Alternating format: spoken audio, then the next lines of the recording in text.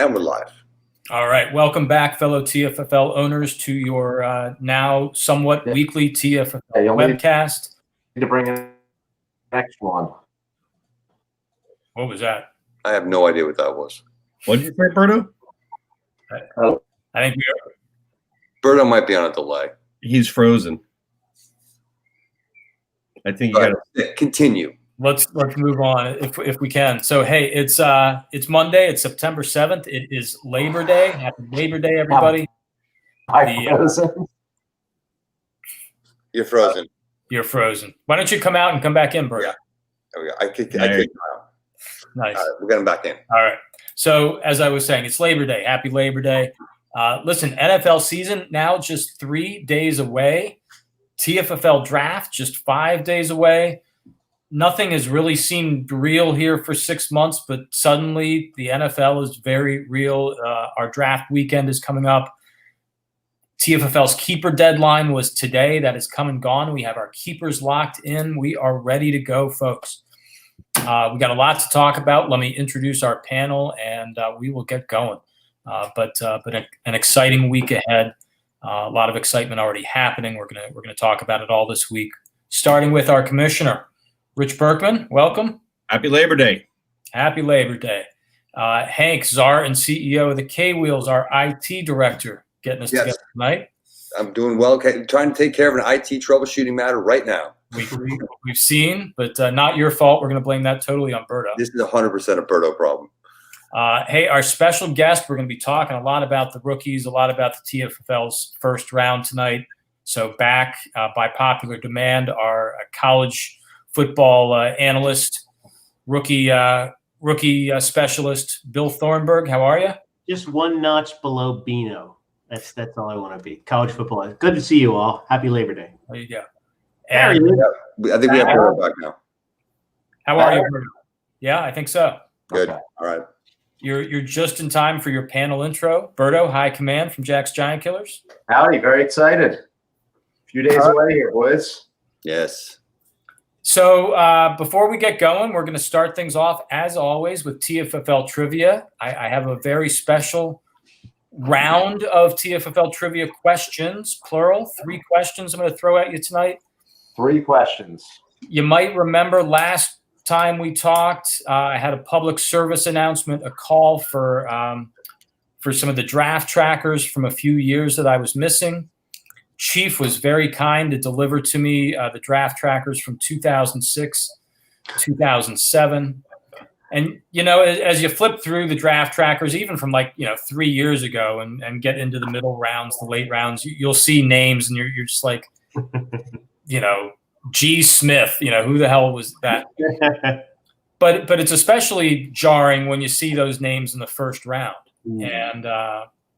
And in the 2006 draft that Chief just sent me, there were 3 players that jump out at me or don't jump out at me, as the case really is. And here's the game tonight. You tell me anything you know about the 3 players I'm going to bring up. If you can tell me. Yeah, I like this. You can tell me. Thornburg knows everything. What TFFL team drafted them, what NFL team they played for, or what college they came from, you get a point. So it's going to be 3 possible points for 3 players I'll give you throughout the night. Got it. So what team drafted them? What TFFL team drafted them, what NFL team they played for in 2006 when they were drafted, and if you want to tell me what college they went to, great.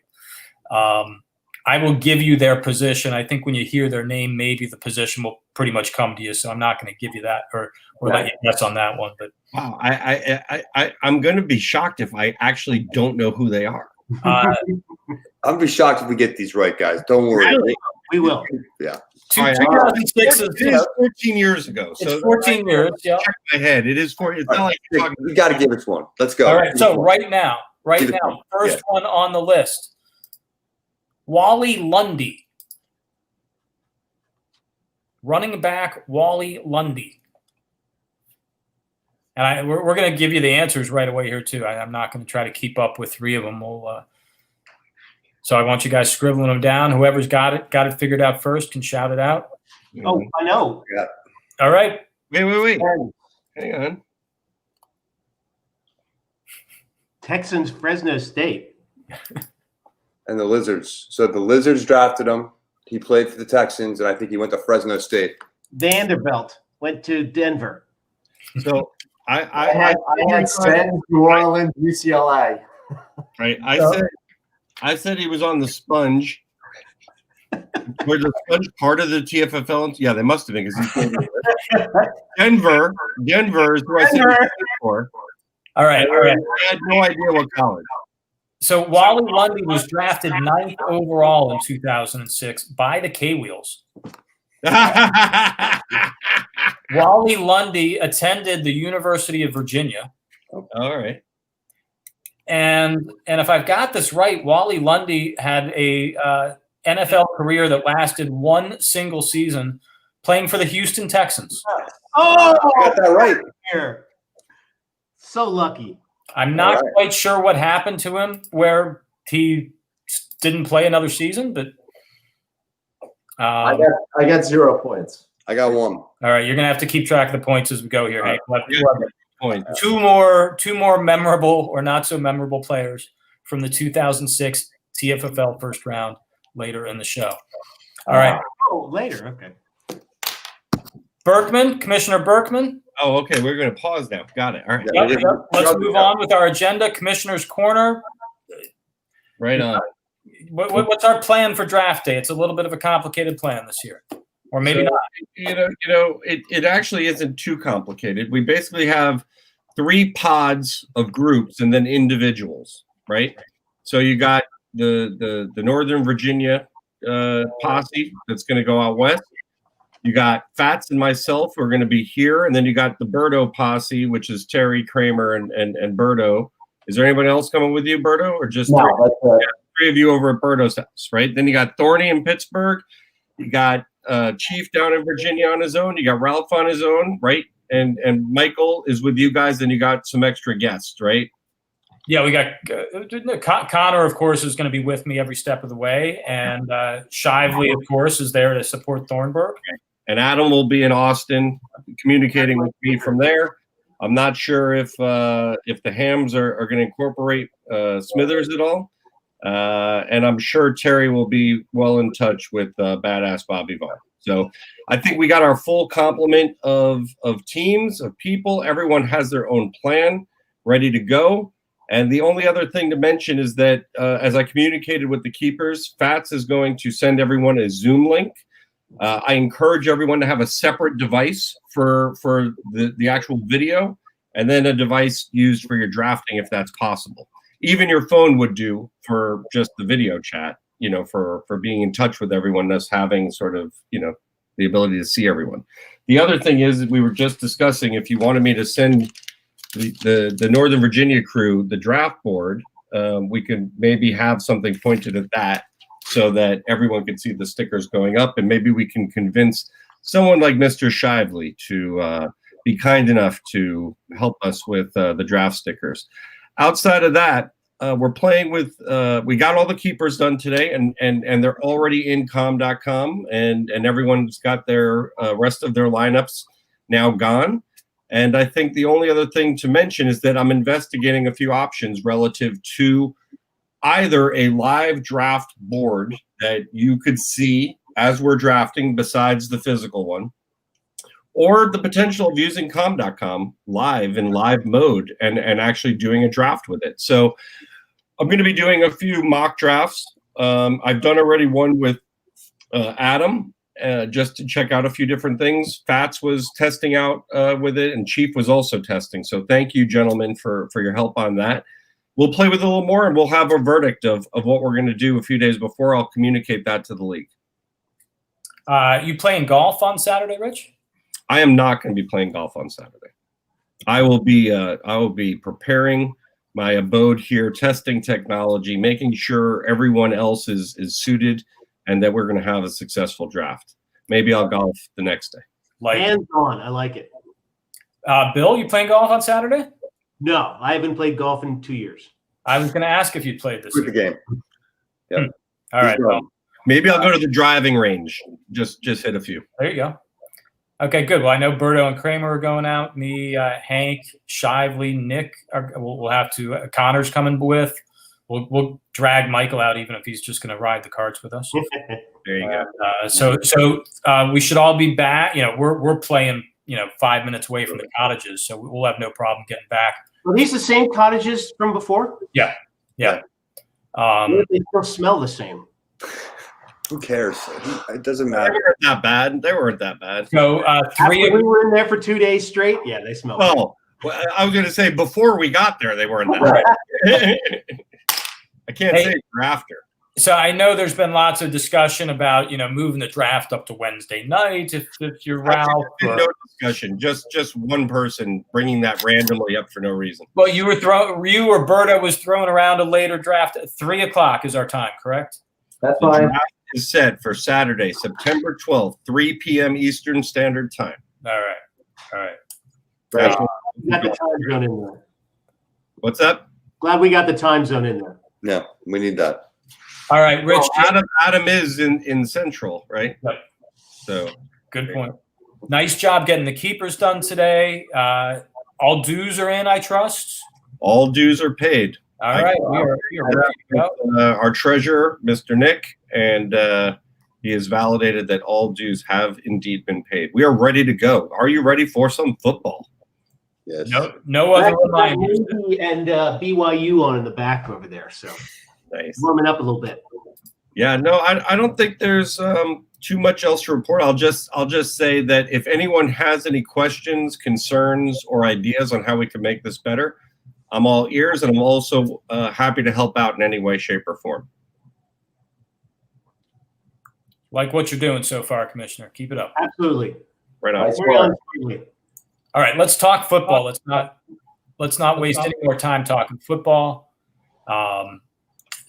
First question, let's just get ourselves up toward the keeper lists. There was a quick flurry of trade activity for some young running backs in the final days before the keeper deadline. Can I just bring up one topic? I just want to make sure I didn't miss something real quick on things that transpired. Am I correct in saying, Berto, that you traded an 8th away for a 13th and Tom Brady, but didn't keep Tom Brady? Correct. Okay. I just wanted to make sure that basically you just threw away an 8 pick for a 13 for no Yeah. reason. GM of the year right here. GM of the year. This was a little early on, and I didn't think there was any chance that Devo was coming back anytime soon, and I didn't think he was going to be kept. So, minor investment. So, Yeah, I mean, drop 5 rounds, not a big deal. I literally had to double take a little bit as I was putting in the keepers. I went back. I was like, wait a minute.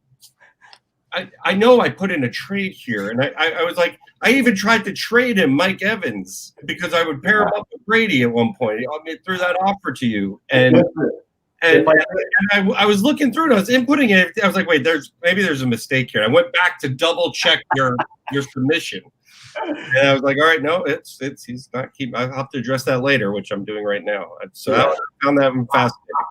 at the time I made that, this is the penalty of making a trade too far before keeper deadline, right? But I liked him, and I honestly thought Devo was going to be done for the first 6 games. That's not the case. So I would love to have that pick back, but it's not the end of the world. No. Oh, it is the end of the world, Berto. It's the beginning of it. It's the first brick for your end of the world. The rebuild is done. We're ready to go here. Right on. I thank you for that. I just needed to validate it. Continue on. Validated. I love the early and understated salvo from the commissioner.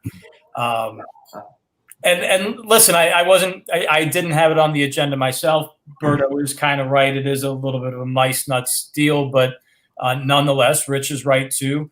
Berto, you were just a little premature in making that trade. There was no need to make it 3 weeks out, and you paid a little price for it. Yes. All right. Yeah. So let's talk about some of the other trades that were made heading down the stretch here, and I think there's one in particular that jumps out to me as an even bigger waste of resources. We had 3 young running backs that teams scrambled to pick up. Aliens being one of them. We went out and grabbed Tony Pollard, sliding down 9 spots in the second, third rounds to do so.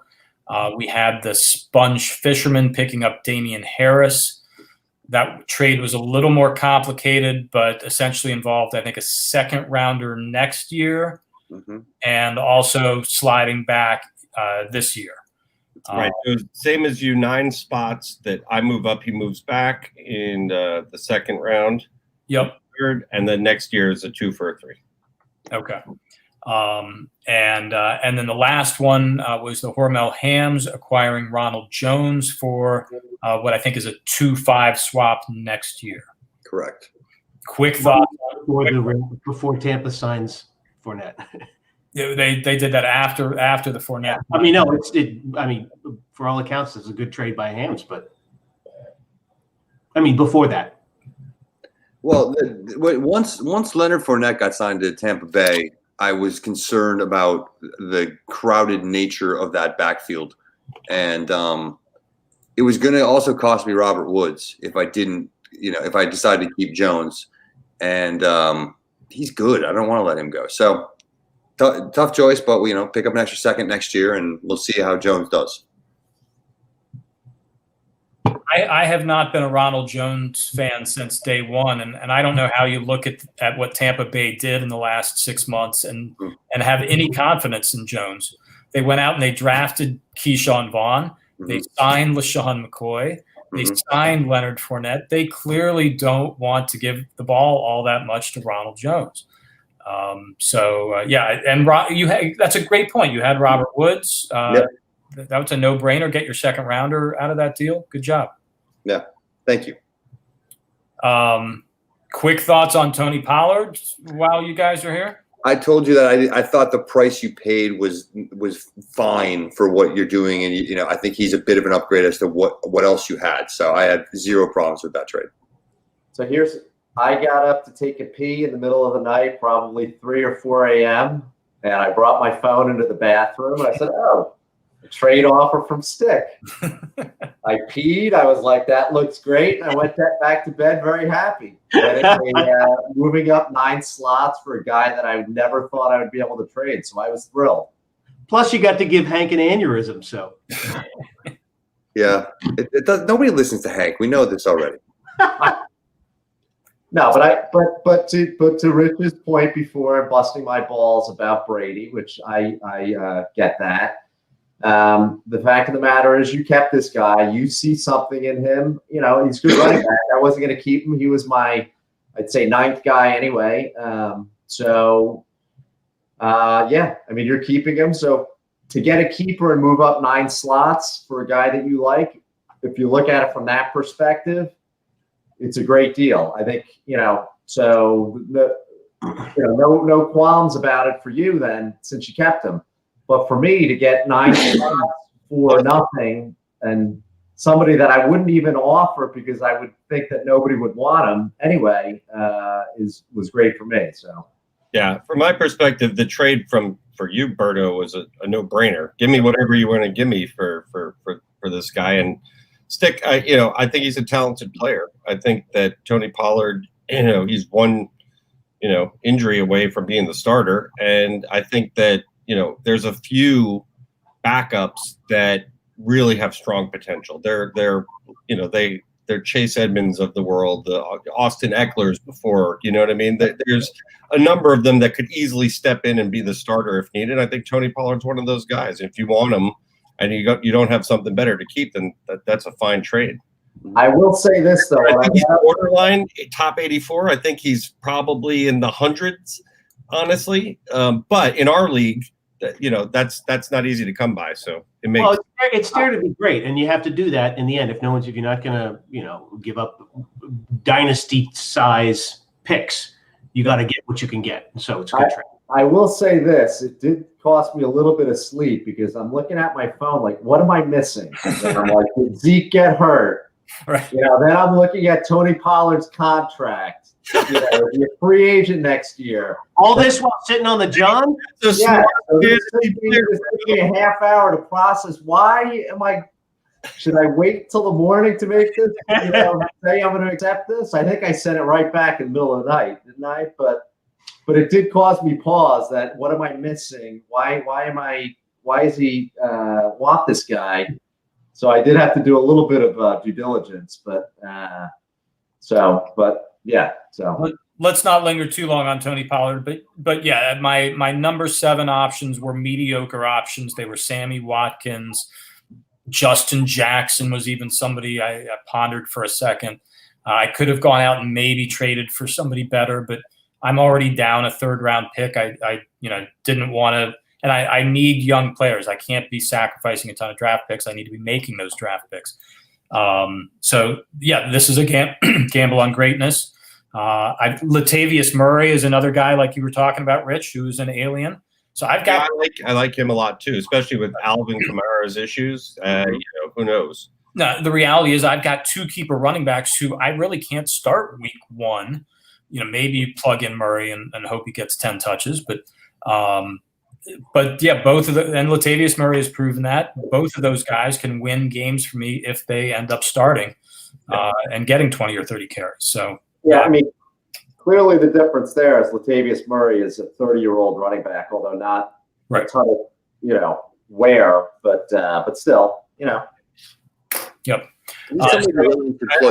I just thought of something. I think Hank, we're gonna have to create a virtual bet board for the draft. It just popped in my head because I was just thinking, Stick, that it would be interesting to see at the end of the year if Justin Jackson or Tony Pollard had more fantasy points.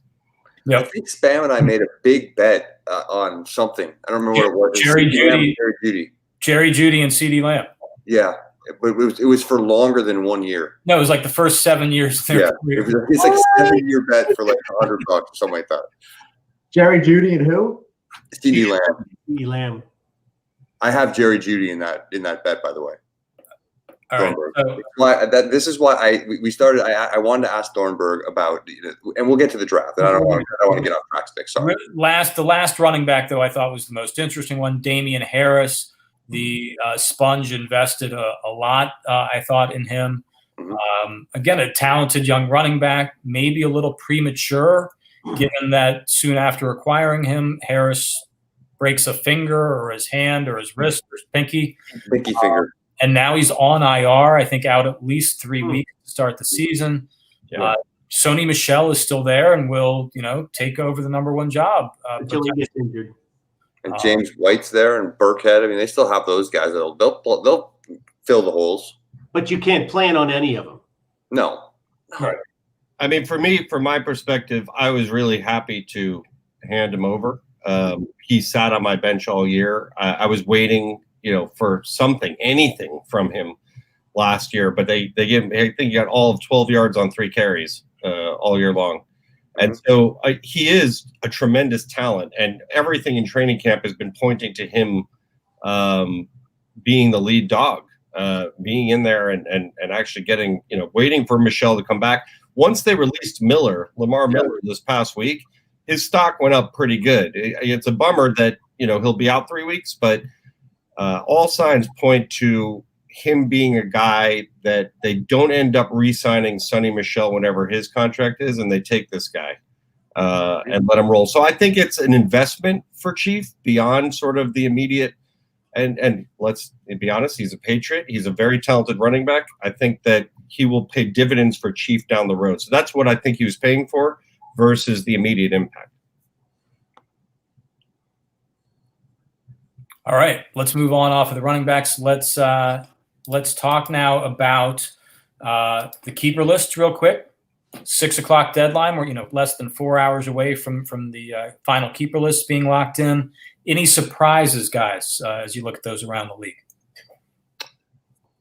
Nothing major. I think maybe the Ampac. I don't know. I get keeping Mark Ingram. He's still a guy there. That would be the only one. They had a couple other players there. Waller being one of them. I think Waller. That was when I was watching is who he would keep. There just aren't that many. I mean, I think most people, at this point have kind of built their 7 and have made their trades, and so a lot of surprise. But yeah, Waller and Ingram was one. Yeah, I mean that could go either way. I kind of get that one. How about the fact that we had 3 teams that didn't protect a quarterback? Mm-hmm. Not a surprise, but yeah. I think that's a high mark. I don't recall that being that ever hearing that before. I mean, usually numbers 1 or 2. Mm-hmm. 3 seems like a lot. Mecole Hardman on the Mongols was another one. I don't know what their other options were there, but certainly making a trade for somebody could have been one of those options. So that's a bit puzzling to me, but I had them keeping Evan Ingram, and so I was a little. Ingram, that's who I was thinking of. I couldn't remember. I love the Mongols. We all know this. I love the Mongols. I don't want to pile on them. Who's the best player on the Mongols? Kenyon Brown? No, I think it's going to be Daryl Henderson. I think he's going to be better. I think everyone's given this guy what's his name, the ball already. What's his name? Cam Akers. Right? And I think Henderson's going to be just fine. I think it's him or AJ Brown. AJ Brown. I'm saying AJ Brown. Listen, there's been some bad keeper lists for the Mongols in years past, but this one ranks right up there with them. This is not a keeper list. Not. I'm not gonna you can't sugarcoat this. It's not good. I think that's what, as I'm looking at it now, it's like definitely questions around Josh Allen, whether he's, how good he's going to be. Top 3 quarterback. I don't know, man. We'll see. Maybe there's a bunch of gems in here. AJ Brown is a good player. Maybe Kenyon Drake breaks out and has a great year. I would tend to think it goes the other way for him. I'm down on Daryl Henderson. I know you're up on him, but I'm down on him. Yeah. I love the Mongols. I hope they have a great year. Well, let's tie a couple conversations together here. Bill, you pointed out, I think it was Bill, 3 teams did not keep a quarterback. I look at the Mongols kind of as a 4th team. I mean, do you think the Mongols go into this draft being honest with themselves and saying, boy, we'd really better prioritize a quarterback because Josh Allen's not that great? Or do they maybe really believe in this? They need running backs, dude. Running backs and tight ends. That too. But in order to get a running back or tight end, they have to. I mean, let's face it. In order to get a starter, you have to be 1 or 2 in the draft order, at least a starter off the top, unless you get lucky in the back end. So the Mongols have just. I mean, they're running back killers, and it's not any fault of their own. Every single time they're taking chalk. So it's. Well, they'll get a very good back at 3. They'll get a good running back at 3. But they're not getting 1 or 2 when there's only 2 that are going to, really shine. You're getting guys who are developmental. It's tough getting, those guys unless they're bona fide starters, and you don't get that past 3, 4, 5 where the Mongols usually draft. I mean, they're in line to get J.K. Dobbins this year. I think that should be a very good pick. The crowded backfield is not going to show anything this year and might not be the starter through 2 years. Maybe another Darius Geis type development play. Yeah. We hope not. It's nothing like Darius Geis. No, nothing like Darius Geis. The Mongols have to keep waiting on 2-3 years to see if he ever does pan out. They're just good enough to not be awful.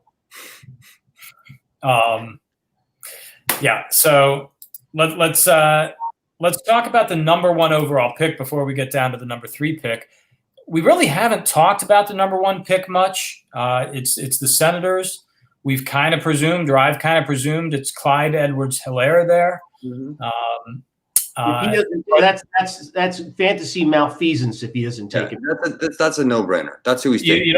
Jonathan Taylor, not even close. Not even close. That's like Barkley and Geis. You're talking about a guy who is genetically designed to play in the Chiefs' offense. Yeah. And the Chiefs' offense is the best in the league. So that's it. Done. Right. Case closed. Yeah. Okay. Just asking. I like Jonathan Taylor's upside. And hey, he does. I'm being He'll be a great number 2 pick. First to admit that he does, but Number 2. Number 2 pick. there's a gap. I agree. I do too. All right. I interrupt this conversation for another TFFL trivia question. All right. All right. We're going to do better. All right. than that. Diving back into the 2006 TFFL draft, I want you to tell me as much as you can about a gentleman named Mike Bell. Oh, okay. Taco? Not the Mike Bell we all know a lot more about. 2006 again? Okay. Mike Bell. Ugh. Running back. You can tell his position? Running back. Okay. Mike Bell. I'll give you just a moment to scribble down your best answers. Who drafted him? All Who did right. he play for in the NFL? Can you tell us what number in the first round or no? No. Not yet. No. Not yet. As a reminder, Wally Lundy went 9th overall to the K-Wheels. All right. Berto, you got an answer scribbled down there? Hold on.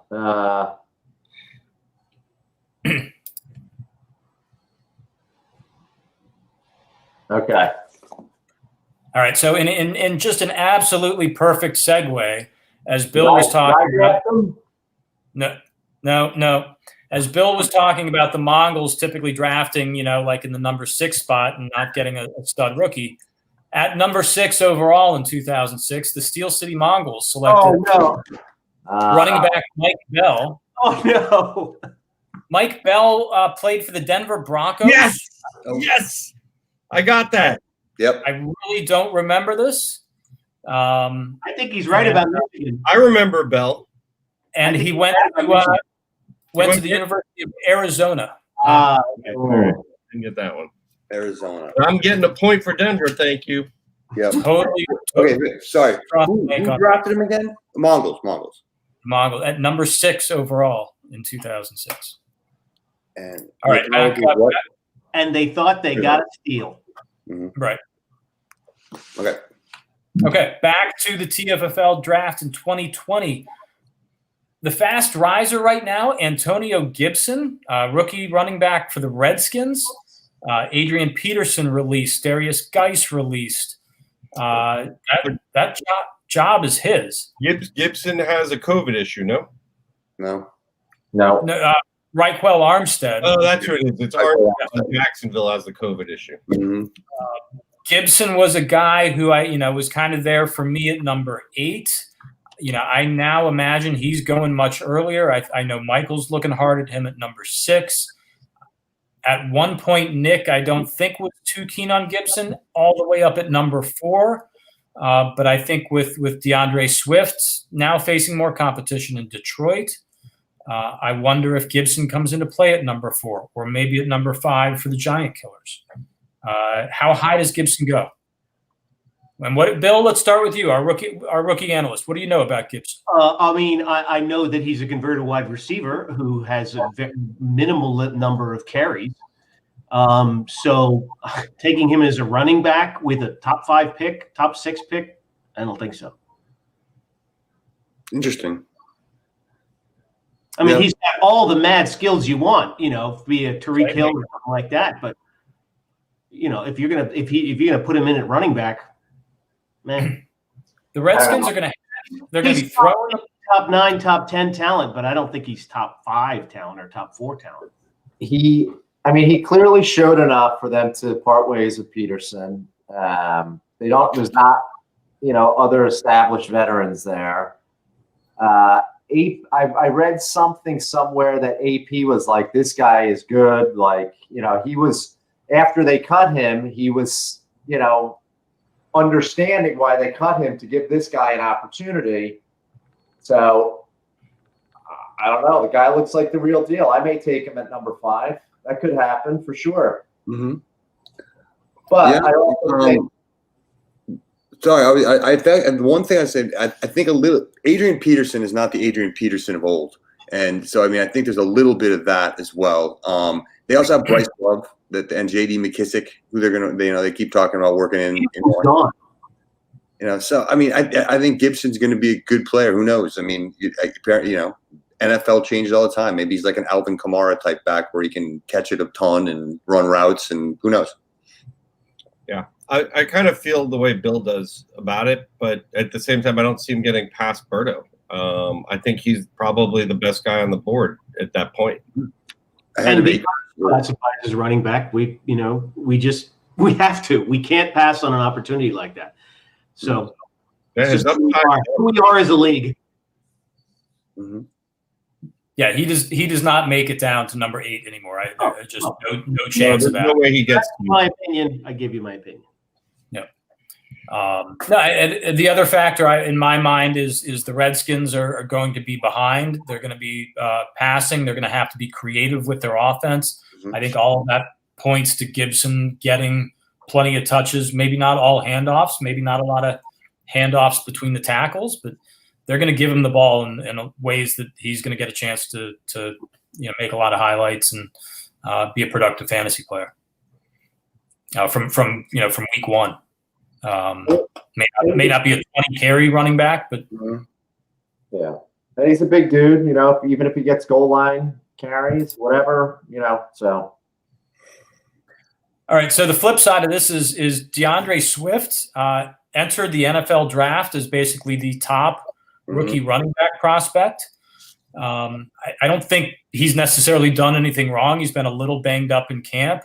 He's got Kerryon Johnson there as competition already. They bring in Adrian Peterson, Gibson rising. I just kind of sense Swift falls. Again, I don't think he gets as far as number 8 either. How far is this guy going to fall from what potentially was the number 1 overall pick at one point? Promise he's not going past 7, because I think he is maybe the best player in the draft. And I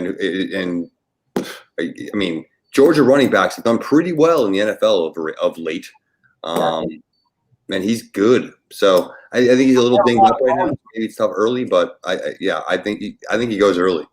Yeah, the Georgia pedigree, whether it's Nick Chubb or Gurley or Sony Michel, some other guys, they've all had success to one degree or another.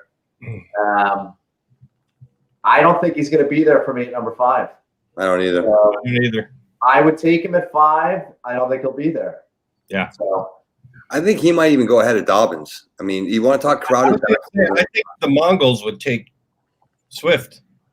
Swift, you talked about Dobbins having a tough path. All right, fine. So beating out Mark Ingram, or do you think Swift can beat out, a Kerryon Johnson who hasn't done much and an aging Adrian 35-year-old, AP? Yeah, I think Swift is in the best position to succeed there.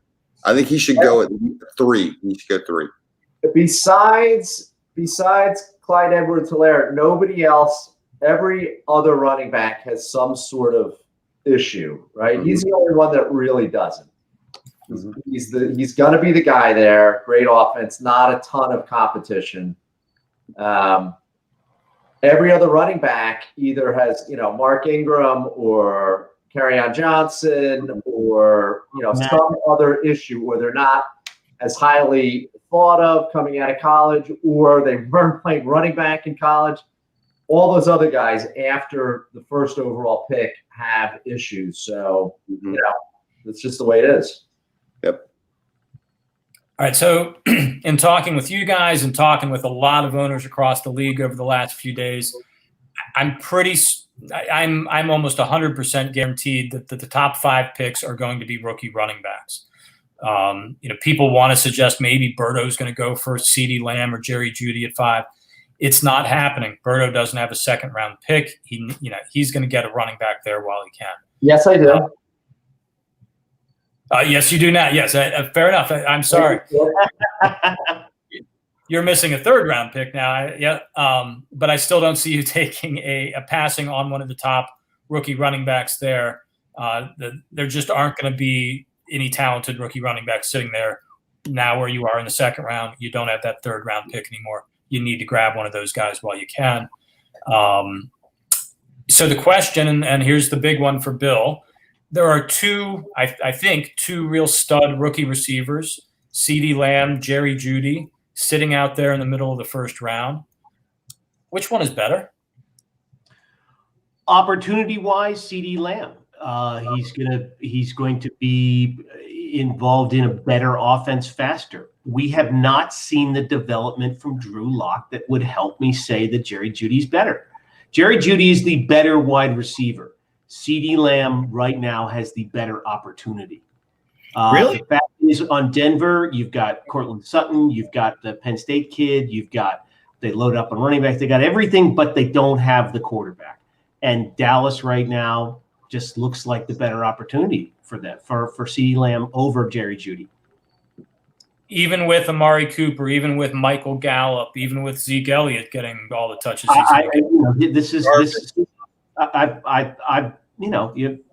where I put him. That's where I put him. They're 1 and 2. It's close. Yeah, but I'm putting him mostly on the fact that we were hoping to see Drew Lock, and the reports out of camp is that he still has accuracy issues. He's got the great arm, but that's not Jerry Jeudy's game, is running down the field late. It's running precise routes where an accurate ball can get to him. So while I still tout to the high heavens Jerry Jeudy's ability as a wide receiver, his opportunity right now is not as high as CeeDee Lamb. And unless we see something out of Drew Lock, it might be a situation where you got a great wide receiver with a litany of bad quarter. I mean, John Elway, for all his pedigree, has not been great at developing quarterbacks. He won a Super Bowl with Peyton Manning, and he didn't even rely on Peyton Manning in that. So it was more the rest of the team. So I still have faith in Jerry Jeudy as the best wide receiver. I think CeeDee Lamb has the better opportunity. We'll see the better first or second year unless we can see some more better development out of Drew Lock. Well, let's talk about my perspective of a 7-year bet between who's going to have a better first 7 years in the league between the two of these guys. 7 years. 7. Well, we're making. Where were you going? Not 8 or 6. Jeudy in that one in 7 years. 7 years. Give me he takes a best gut. I'll take Jeudy over CeeDee Lamb for 7 years. That's what I did. We'll see how it turns out. Right. You might have to wait until the 3rd year. Oh, I'll wait till the 7th year. I mean, it doesn't matter. 7 years. That's interesting. Your thoughts on Drew Lock there is a bonus in that answer. I've considered Lock kind of a sleeper. They've got a lot of weapons there with Fant at tight end, and KJ Hamler out of Penn State was fantastic. He had a slight hamstring injury. They kept him out the last couple of weeks, but he's been great. They've got just weapons all over the place. It's the accuracy issues they haven't gotten better. He's got a cannon of an arm. He's got the body. He looks like it, but he has been not as accurate as one would hope. But most importantly, they won. Sutton's a damn good wide receiver. I've lost you guys. Cortland Sutton, obviously I'm biased, but yeah, I think he's great. And Drew Lock, this is his opportunity. He can get a lot better. Melvin Gordon is a nice security blanket. And they've also got Noah Fant, who they're very high on, so as a tight end. Mm-hmm. Listen, Dallas is going to move the ball too, and I hear what you're saying about there's only one football and limited targets, but they're going to move it. He's going to have they're going to put him in the game. I'd rather have a guy in a good offense, with better offensive players around. I mean, coverages and everything else. I think Lamb is going to do fine. I think he's, I'm not worried. I don't think you should be worried about the fact that there's other good offensive players, really good offensive players there in Dallas. I think they're going to make it work. They're going to fit all those pieces in. I think both of those guys. They didn't draft that guy just to put him on the bench. They want to get him in there. Mm-hmm. Bill, real quick, so I think those two guys are going to be very close. They both should be very good. I agree with Berto. I think both of those offenses have a lot of pieces, and I think they'll both still do well.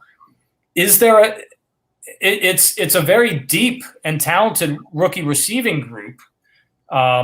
Is there anybody else, Jalen Reagor or Henry Ruggs? I was very, very high on Jalen Reagor until he got hurt.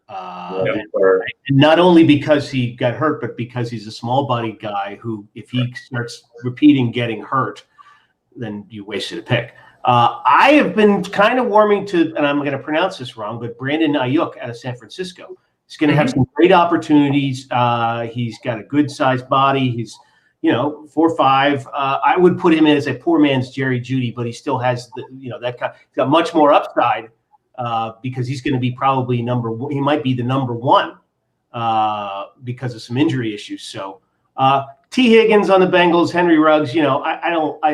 They're good athletes and will maybe produce, but they're going to get a wash in at least the first 2 years because there's so many other talent. I mean, Higgins could be, he could just run deep, and we'll see how far David Carr or what's his name in Las Vegas could. Yeah, I thought he was in Cincinnati.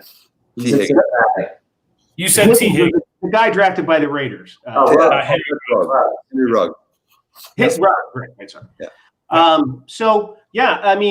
There are guys on this list that will be Pro Bowlers in the top 5. There's no way you can say it outright. Nobody fell into a perfect situation, although you would have thought Jeudy maybe, but we just, like I said, that's where my hiccup comes. The quarterback. His quarterback, and they've committed to Drew Lock. They're going to commit to him, and it might just be a lot of handoffs. Who knows? Or some dumps, not wasting his arm. But I got to call it where I call it. But no, and so I don't see any of those other rookie receivers threatening to get into the first round at this point. It's Jeudy and Lamb, and they're going to be gone. Yeah, you might see veteran wide receivers creep in there as opposed. Oh yeah. All right. So one last question, and Bill, you're going to be very relevant in this one. We've talked about rookie running backs. We've talked about rookie receivers. Let's talk about the top rookie quarterback out there. Joe Burrow. That's an elephant bigger than this room. Yep. And I can tell you, honestly, he is a guy generating buzz from other owners around the league. I'm getting lots of questions. Where do you think he's really going to go, Stick? I think you might be right, Stick. He may go to Bill at number 11. 11. I'm not expecting Bill to tell us one way or the other, but I will tell you where our thinking is. And the question is, do we go with a veteran wide receiver who can put up the same numbers as Rodgers and then, worry about a rookie replacement next year? Or is this an opportunity where next year it might not be an opportunity for us to grab the number one quarterback? So I can honestly tell you we have not decided yet. So given that he's available at 11. It might depend on who else is available at 11. I mean, if we see somebody fall that we think that can be an immediate contributor to a team that was undefeated last year, you bet. Because I don't see that Burrow is going to outscore Rodgers this year, but it might be down the road that he would be. And the fact is, you have to see, is Joe Burrow going to be, a top 4 or 5 quarterback in the league? It's not just, is he the best quarterback? Is he going to be a top 4? Because that's what you take in the first round. You don't take a guy who's going to be number 10 or number 9 or number 11 or 15. So we have to make a decision as to whether this can be Aaron Rodgers. If it's not Aaron Rodgers, even from 2 years ago, 1 year ago, whatever, 25 touchdowns, 10 interceptions. If he doesn't do that, we might as well take Tom Brady a round later. So who knows? I honestly cannot tell you what we're going to do yet. Why don't you trade for Brady and then not keep him? I came back just in time. All right, that truly is mice nuts. Let's move on. Oh, Berto, anything, man. Give me a thread. I'm gonna rip it right out of your head. Listen, I told Stick this. I wouldn't like a few years ago. I would have never even entertained the thought of taking Burrow. Now that I have the 20th pick, but now I learned a little something the last couple of years. The Devils, as an example, last year, Kyler Murray and Lamar. Back to back, right? you know, and I was like, why the fuck is he doing that last year? But now I'm like, oh my God, I wish I had one of those guys. And then I tried to trade for Murray, and of course I got screwed on that one. But so you got to evolve a little bit. And the evolution for me is that I would consider taking Burrow there, where a few years ago I wouldn't have. Where are you talking? At 20? At 11. Oh, at 11. He's taking him at 11. This is lock it. Write it down. Write it down. 11. The Beavers taking him at 11. No, I don't think they're going to take him at 11, but potentially. He's not going to be there at 15 or 16. Really? Yeah, well, I don't know. 15. Gone at The 11. Beavers- Listening. The Beavers, the Fats, the Mongols all could be looking at him early in the second round. So yeah, Bill's got. Like we said, we've got three quarterbacks three teams that don't have quarterbacks, plus the Beavers who might be looking at one. So right. He's not going to get past 15, 14. 11. Maybe 11. 11. All the way to 11. 11.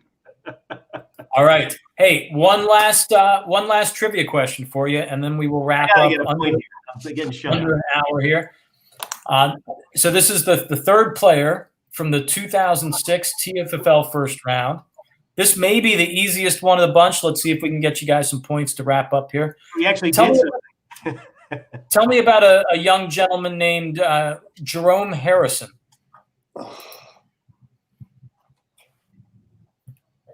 Running back, Jerome Harrison. Who the fuck knows? I have no idea. I'll throw some darts here. I'm going to.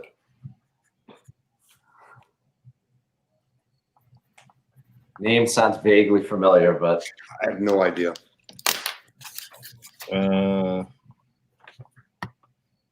right. So Jerome Harrison was the number 12 overall pick, last pick of the first round in 2006, to the Amsterdam Packers. Yes. And Jerome Harrison played for the Cleveland Browns. Yes. All right. Okay. And I'll just tell you, his rookie year, Hank Berto, you'll be thrilled to know he did absolutely nothing for the AmPack. great. 20 total carries for 60 yards. But you may remember he 4 years later in 2009, he got 194 carries, 862 yards, and 5 touchdowns. So he had 1 year for Cleveland in 2009. William Green. Did he go to college? And he went to college. Yes, good question. I don't know that one either. At Washington State. Well, I got 0. I got 0. I got my one. I wanted 1 point for the guest. I wanted it. I got All right, it. so wait a second. Hang on. So Hank gets 1 for the AmPack, and Thorny gets 1 for what? For the Browns. For guest. Yeah. Oh, Cleveland. Yeah. All right, so final score is Hank gets 2, Bork gets 1, Berto gets 0, and Thorny gets 1. So that brings our season totals to Hank leading with 15, Borkman now in second with 13, Berto stays at 12, Chief is at 4, and now our guest is at 1.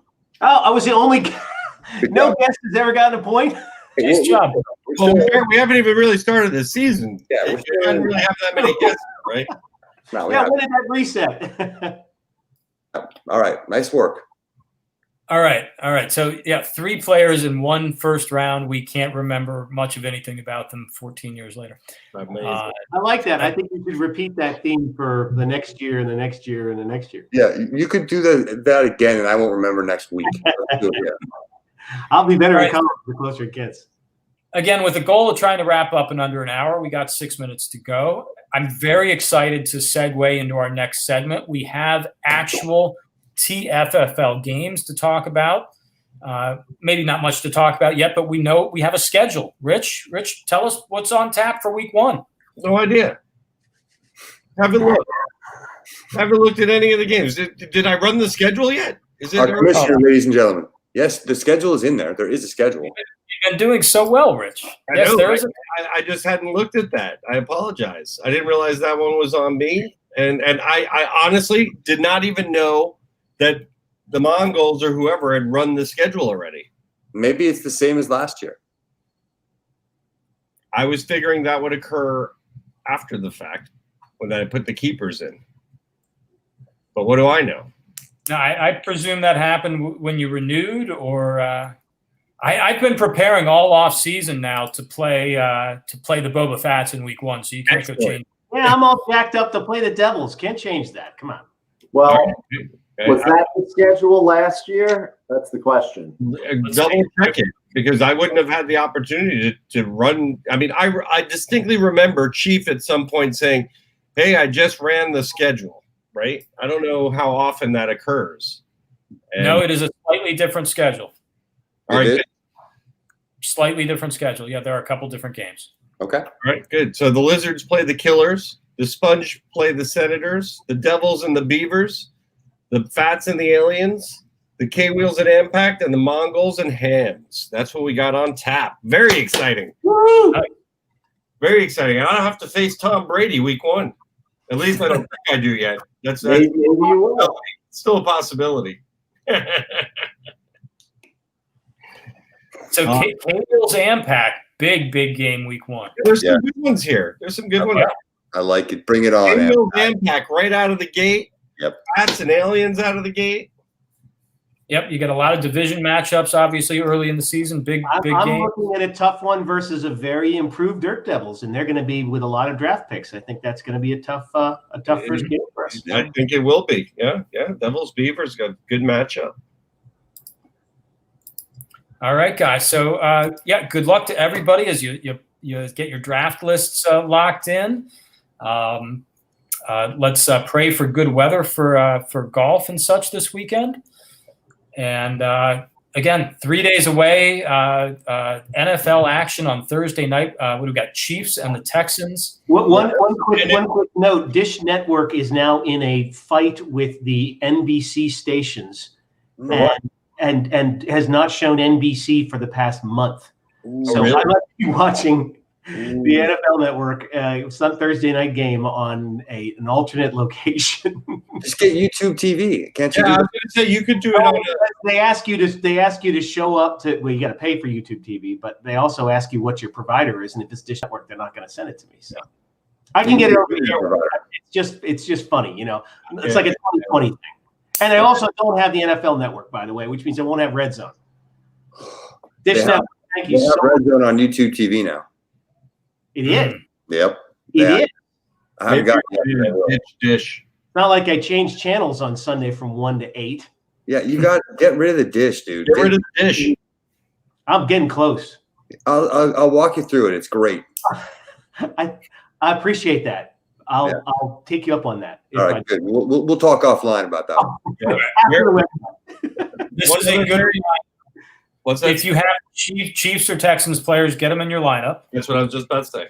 Yep. And if you want to draft Chiefs or Texans players, such as say Harrison Butker, you're not going to be able to start those guys in week 1. So keep that in mind, folks. And no, we're not going to draft on Thursday so that we can have players. Wednesday. He was buying for Wednesday. Yeah, but it's different than my suggestion, which was doing the first and second rounds on Friday, and then the rest. We will be holding the draft on the Saturday post Thursday game, as we have done every other year in our history, and we will continue to do that. I'll put this thought out there: when we're all retired, and we can make this a week-long event. Yeah, then maybe. Yes. Yeah. Draft on noon, so we can get to the Blue Plate special. Fine. All right. So, hey, good luck in all your final planning. Let's enjoy some good weather this weekend. I'm so looking forward to getting together. Bad luck to all those who play other leagues. Oh, we didn't even talk about the other leagues. Berkman, you better watch yourself, man. I'm coming at your head. I don't want to hear I wasn't the one who stated anything about another league. You were yelling at Berto, not me. Sorry. I always yell at Berto. Sorry, I got confused. I think Ralph had I just like to yell. You figured it out, Berto. There- Figure it out. There's one important thing. There is only one league. This is the only league. I don't care. Everybody else can go on. If you want to play in something else, you can put on auto pick. I don't give a shit. Yeah, exactly. All right. Good luck planning for the one and only league that matters. Enjoy the NFL action on Thursday night. Looking forward to seeing a few of you guys in person this weekend, and seeing all of you online for poker, for the draft. Great season ahead of us. Good luck, everybody. Take care. We will see you very soon. Take care, all. Love you. Bye-bye. Best week of the year. Here we go. All right.